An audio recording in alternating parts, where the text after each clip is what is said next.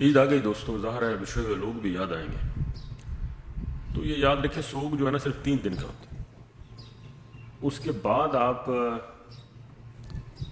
ہلکا پھلکا یاد تو بندہ کر سکتا ہے، لیکن وہ پٹ سیاپا جو ہے نا وہ اچھا نہیں، وہ منع ہے. آپ صبح جب اٹھیں تو عید پڑھ کے بھی آئیں، کپڑے بھی اچھے پہنیں، لوگوں کا سواگت بھی کریں، مہمانوں ملنے آتے ہیں ان سے بھی ملیں. ظاہر آنکھ تو بھر آتی ہے، یاد تو آتے ہیں جو لوگ چلے جاتے ہیں. ایک دن لوگ ایسے ہم کو یاد کریں گے. باری لگی ہوئی ہے دوستوں، اور ہماری باریاں بھی قریب ہی ہے، کون سا ہم نے کچھ 100 سال جینا ہے. تو اس لیے ہر موڑ جو ہے اور ہر مومنٹ جو ہے زندگی کا، اسے خندہ پیشانی سے برداشت کریں. کئی لوگوں کی زندگی موت سے بھی بدتر ہوتی ہے، وہ مرتے نہیں لیکن وہ مرے ہوئے ہوتے ہیں.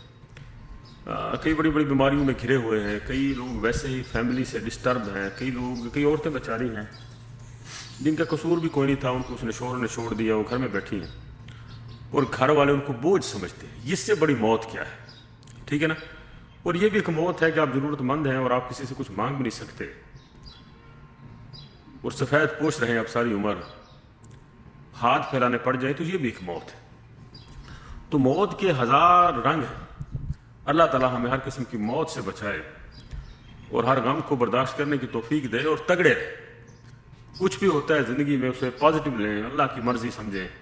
دراصل ہم میں نا تھوڑی سی ایمان کی بڑی کمزوری ہے، ہم ہر چیز کو نا دوسروں پر ڈال دیتے ہیں، عزت ذلت، اور جب اللہ نے کہا میرے ہاتھ میں سارا کچھ، تو ہم دراصل مانتے بھی نہیں نا، ہم کمزور ہیں. ہمیں تو اس پر بھی کوئی اتنا ایمان نہیں کہ ہم مرنے کے بعد کھڑے ہوں گے. ڈالیں ذرا گریبان میں منہ اور سوچیں کہ آپ کو کتنا یقین ہے کہ ہم جب مر جائیں گے تو زندہ ہو جائیں گے.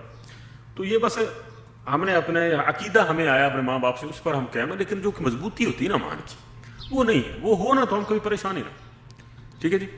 تو اللہ تعالیٰ ہمیں ہر قسم کی پریشانیوں سے، وہ دیکھو نا 2-3 چیزیں جو جس کی وجہ سے انسان پریشان ہوتا ہے. مال کی وجہ سے اللہ نے کہا میں جس کو زیادہ دے دیتا ہوں کسی کو کم دے دیتا ہوں، یہ میری مرضی ہے.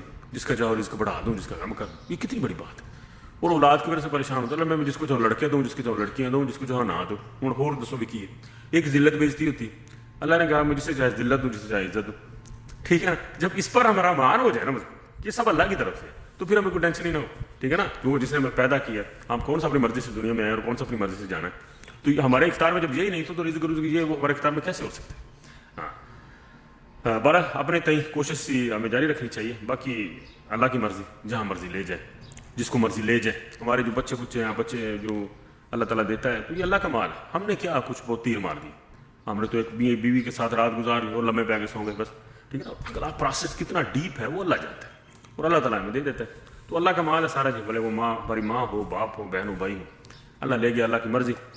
اور آپ شادہ رہیں، عید ہے تو اس پہ زیادہ افسوس مت کرنا. اللہ کی رضا پہ راضی رہنا، سب سے ملنا، سب سے کھل کر ملنا. یہ نہ ہو کہ وہی میلے کپڑے ادھر اٹھو، تھی اچھے کپڑے بھی پہنو، سب سے ملو. بہت شکریہ.